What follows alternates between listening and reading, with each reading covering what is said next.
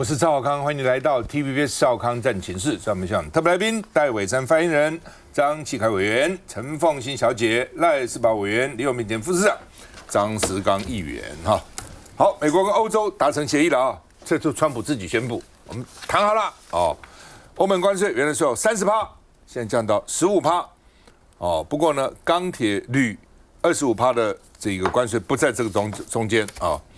那么另外呢，这个。不要看15%，欧盟承诺要去投资6000亿，6000亿美金，比日本还多。日本5500亿，它6000亿，而且欧洲27个国家，欧盟零关税放，按照川普的讲法，所以通通没有关税，市场开放了哦。所以你现在不要看那个什么15%、20%，我觉得那个不重要了，重要的是它其他到底答应什么条件啊？那反正现在哦，每一个谈完的，你看好将来也是台湾。代表回来都说我们赢了，日本说他赢了，没有国家说他输了。为什么他输？他怎么跟国内交代呢？他要继续选吗？都说他赢了，哦，然后其实呢，一大堆东西都给人家了啊、哦。那欧盟哦，所以呢，路透社评论说欧盟是向川普的霸凌屈服。哦，日本那个代表讲很难谈啊，川普像连珠炮咄咄不停的这样逼啊，他我举手很多次啊，意思就是说川普根本不跟他讲话。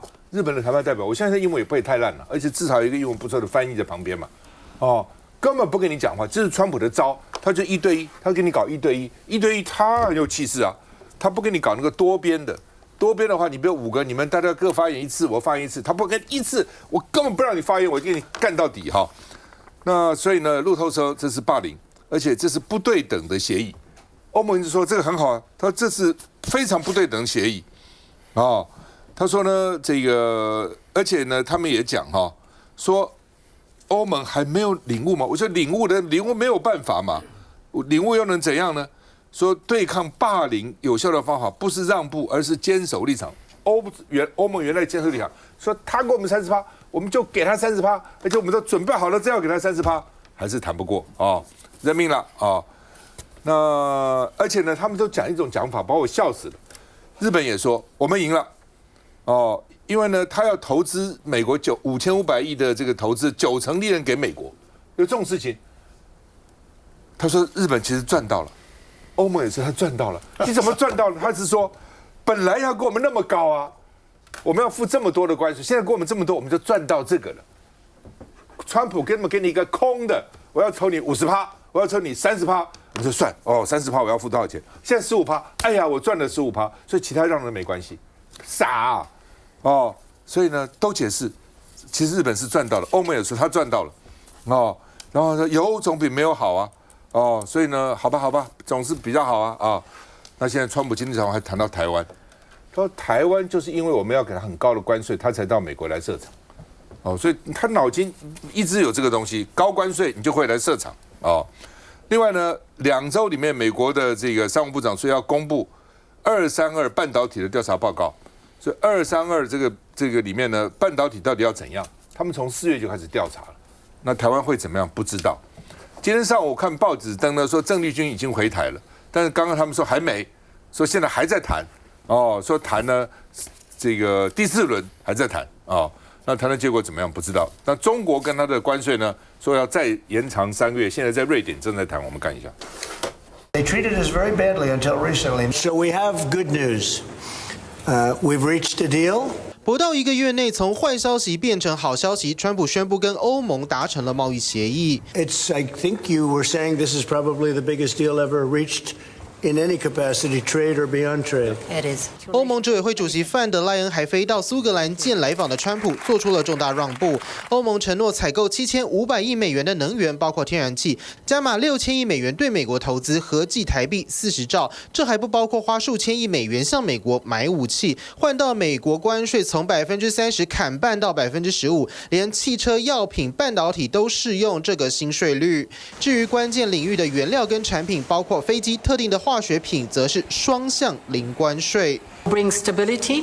It will bring predictability. That's very important for our business. 而这回川普又点名还没有被他公布关税的台湾。We'll be doing a lot of chips. A lot of companies are coming in from Taiwan and from other places into the U.S.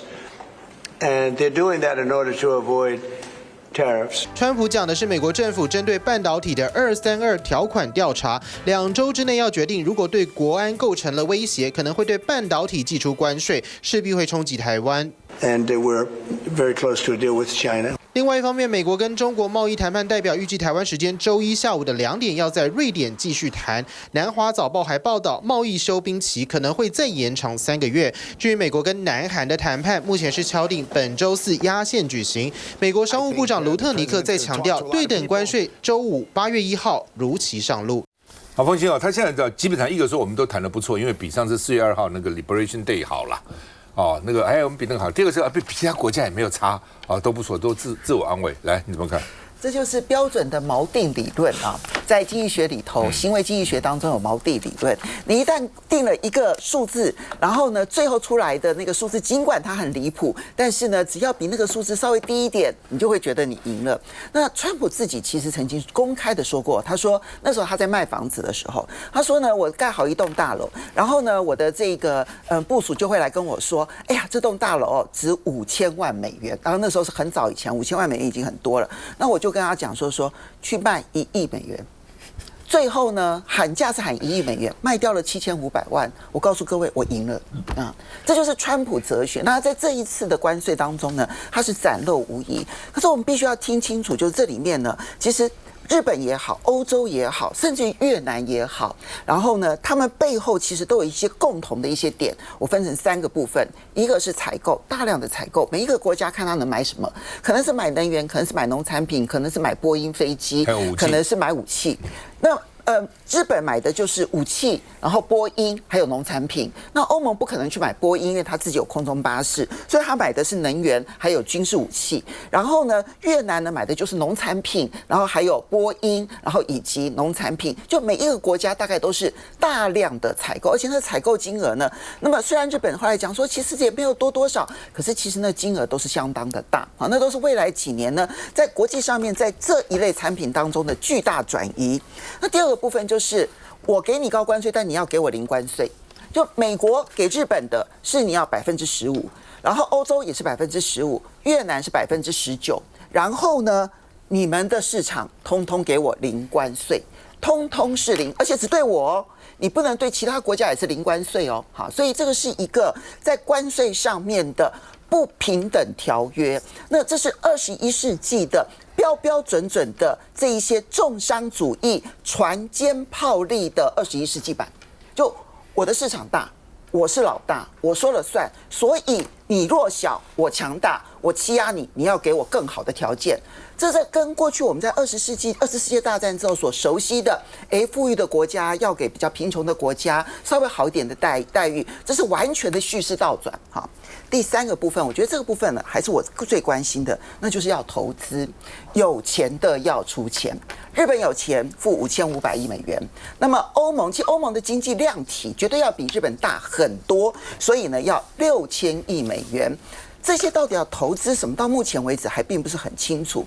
不过呢，要大家请注意啊，就是美国是没有什么产业政策的，这个我们所熟知的啊，美国并没有经济部啊，所以他们也没有什么战略产业这一类的投资。但是我认为川普现在要搞这一套了，他要战略产业投资，所以他一上任的时候，其实喊过主权基金，可是那时候反对声音很大，你美国没有钱啊，财政赤字这么多，你干嘛还要成立什么主权基金呢？好，现在川普改弦易辙，你们这些有钱国家通通都出钱，出了钱，日本以为那5500亿是他的吗？欧盟觉得那6000亿是他的吗？那现在传出来之后，他对于韩国要求的是4000亿美元。那韩国现在只敢开口答应1000亿美元，这1000亿美元绝对过不了关。那台湾到底要求多少？因为我们都是有钱的地方、有钱的国家。那请问一下，他会跟我们开口要多少？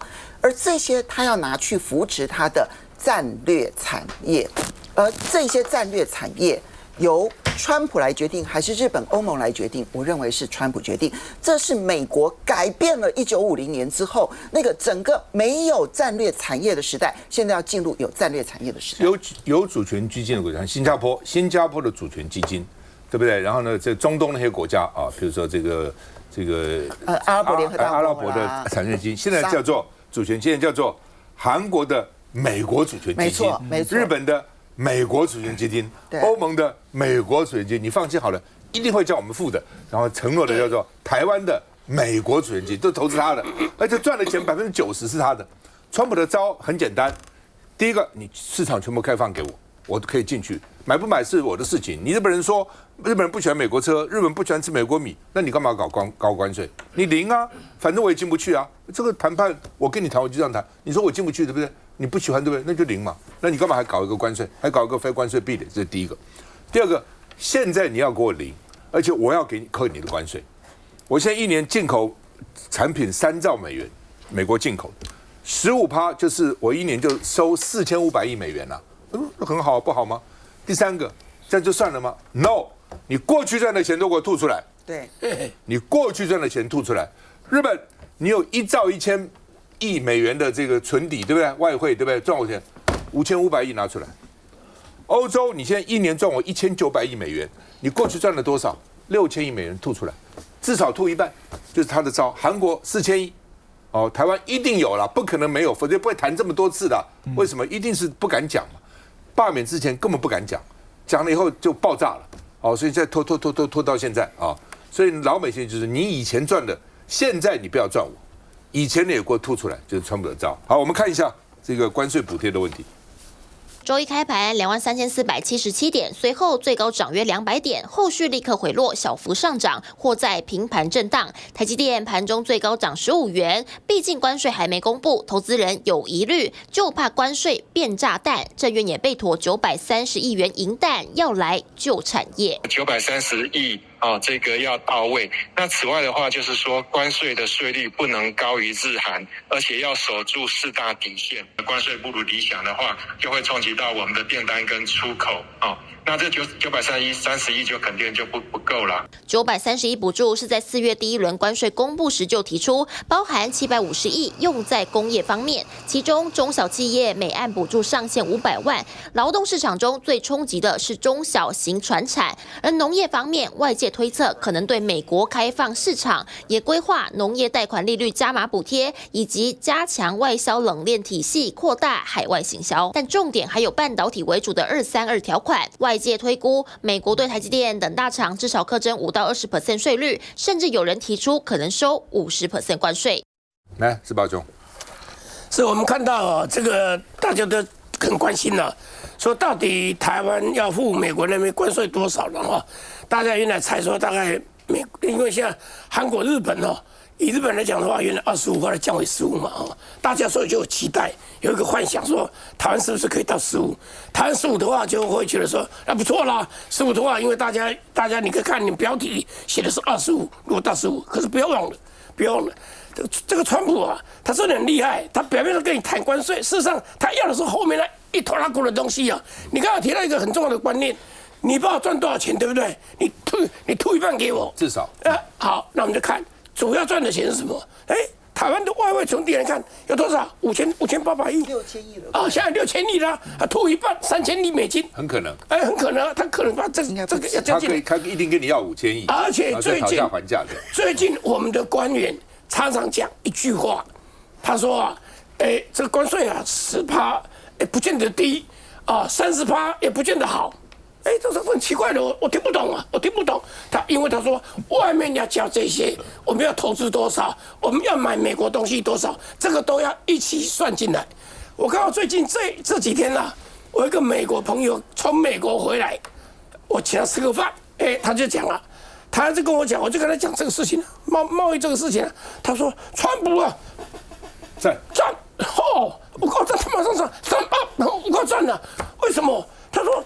你们赚我们这么多钱只有川普赶出来说你们钱吐出来，非常 reasonable， 那是 reasonable。他一直跟我强调3次他这个非常合理。所以川普最近民调不错的川普已经这样子说服了大部分的美国人，除了川粉之外，他共和党人这个甚至民主党人都觉得说有利有利因为我们这些在过去来讲的话，我们被他们吃了这么多是不是要凸显出来？我现在最担心的是，我们到底除了说去美国投资，大概没有人会太那么反对了但是有个东西很重要，越南、马来西亚都是对美国来讲零关税哦。我最担心的零关税是什么？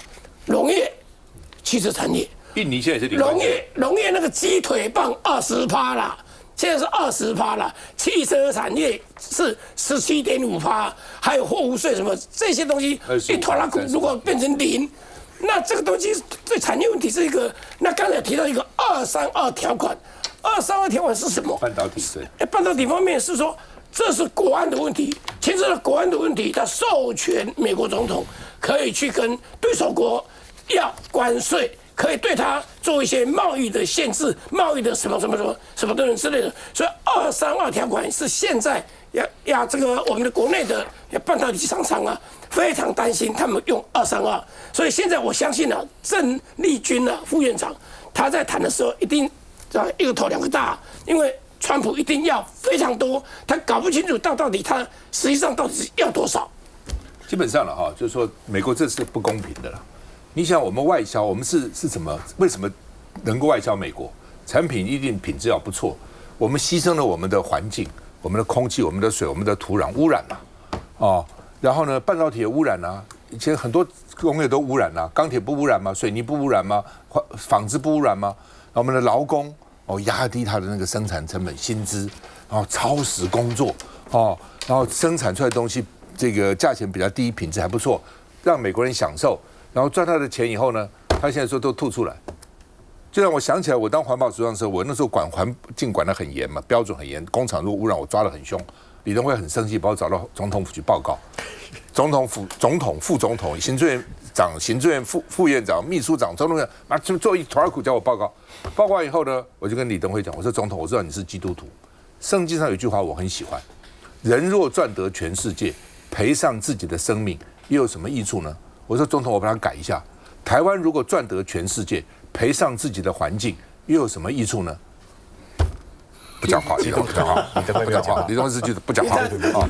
你自己回想起来，我那个30年前讲的话，你现在想想，如果你被老板这样逼迫，我们的环境也破坏了，我们的劳工权也受影响了，然后农民也受到影响，然后最后他叫你吐出来，可不可恶？这个倒不倒霉？划得来划不来，休息一下再回来。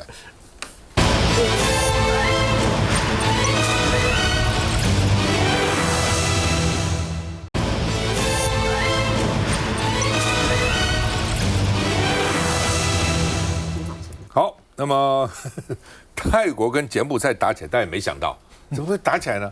打了，说打就打，说战争很奇怪，他们都说台海危险，台海危险，要打2025、2027、2029、2030、2030打，就那边打那边打，全世界都打成一团啊！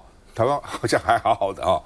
那泰国跟柬埔寨怎么会打？这他们是两个是在旁边的，结果打了，川普要介入了，川普跟两边领袖都通电话哦，他说。你们如果不停，我就要磕你们36%的关税。哇，他这个关税真好用，他什么都可以用关税来干，你知道吗？连解决战争问题也用关税。他们俄罗斯也讲嘛，俄罗斯你不停，我要给你磕关税，通通关税哦。结果呢，好，这两国还说好哦，好吧，那你说要跟我们关税，我们不要搞关税，停吧哦。那另外呢，这个泰国军队去空袭柬埔寨的诈骗中心，因为之前听到柬埔寨那边有很多那种诈骗中心嘛，很多人被骗去了，而且还要 po 影片喊炸炸炸啊，你们都炸光光哦。这个倒是蛮大快人心的了哈。那另外呢，这个因为36%的关税，所以呢，泰国柬埔寨同意停火哦。后来还是本来他这个战争其实很局部的，也不是真的打了哈，反正就是。然后呢，因为泰国军力还蛮强的，柬埔寨其实差很远的哈。那泰国跟柬埔寨今天在吉隆坡举行会谈，北京也要派代表参加啊。那另外呢，这个汉光演习说我们有8起车祸了哦。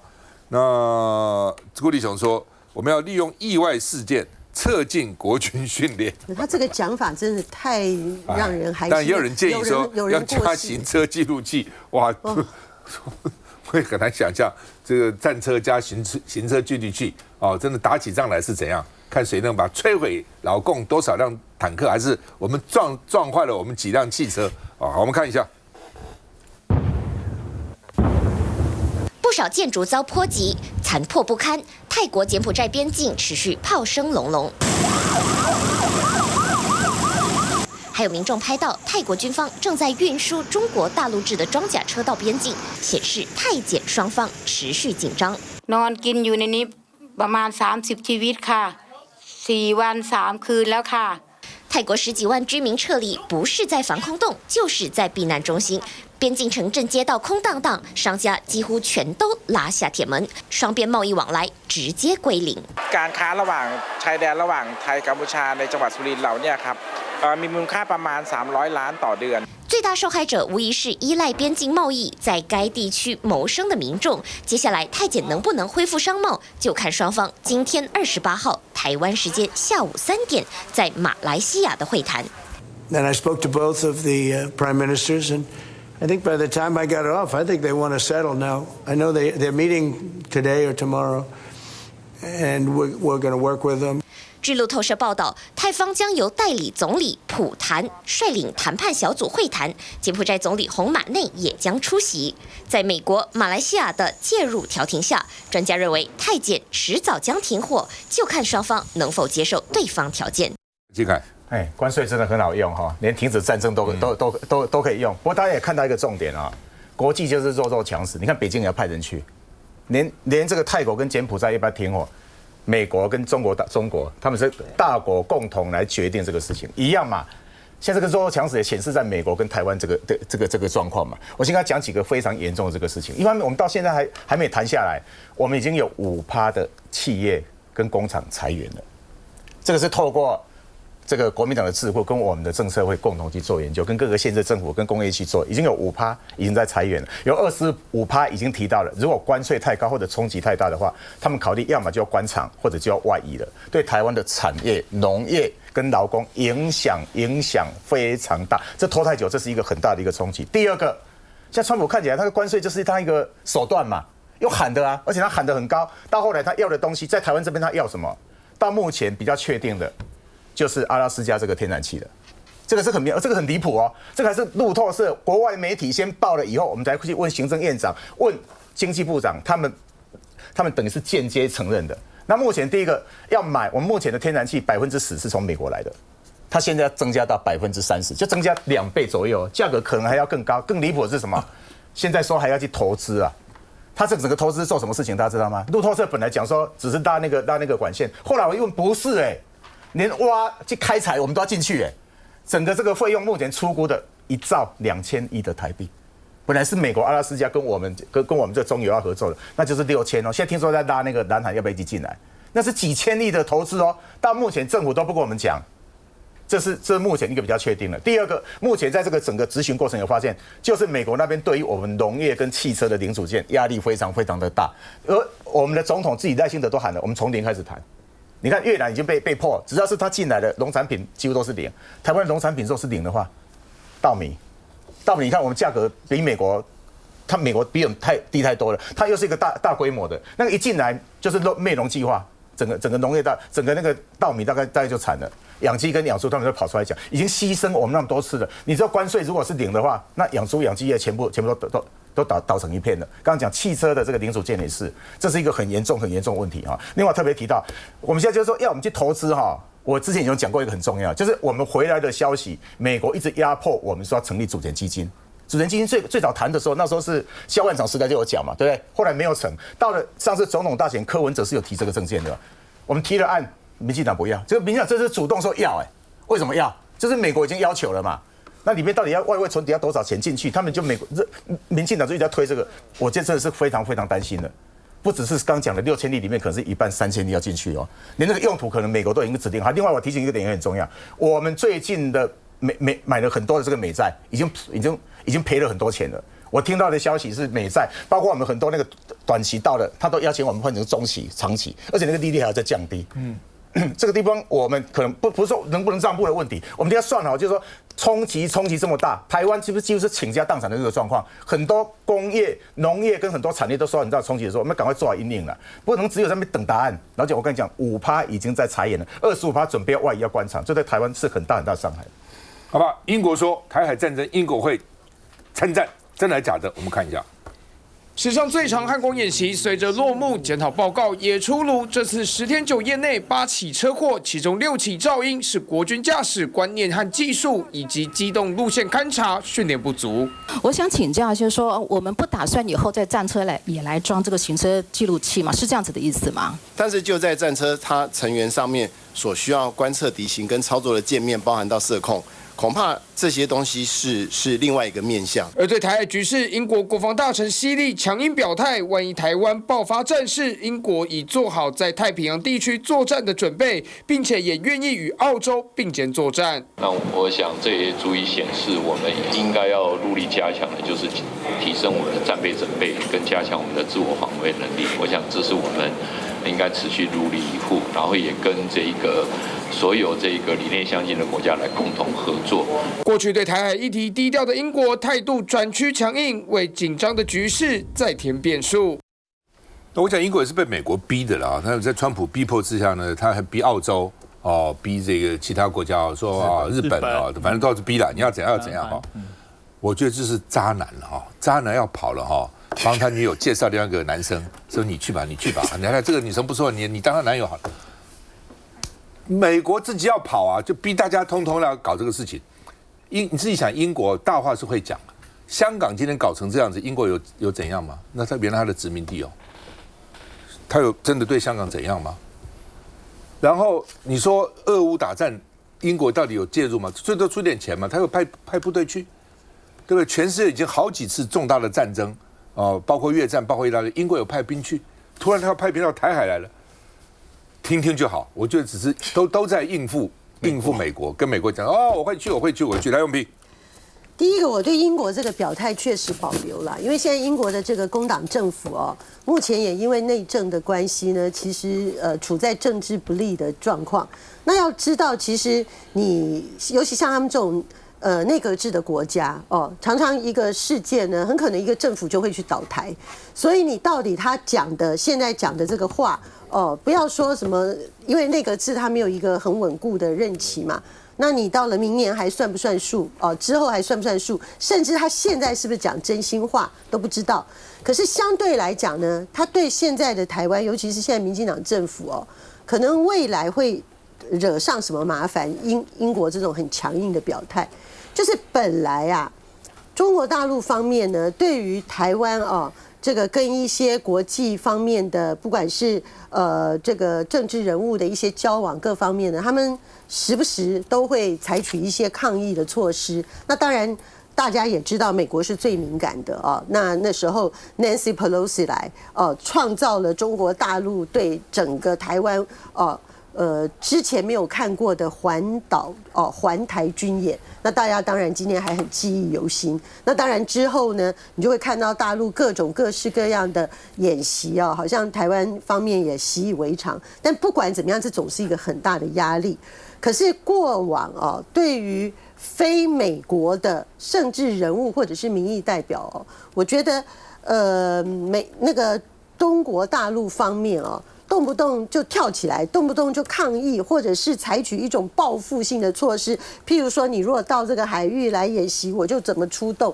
过去没有表现的非常的强烈，可是英国这种反应呢，有可能给我们惹这种祸。所以呢，我是觉得就是说，现在全世界其实大家都在一个压力锅大家不要认为说。对这个美国关税屈服不会有后遗症。其实呢，每个国家内心都非常的不爽政府也很不爽，民众也很痛苦。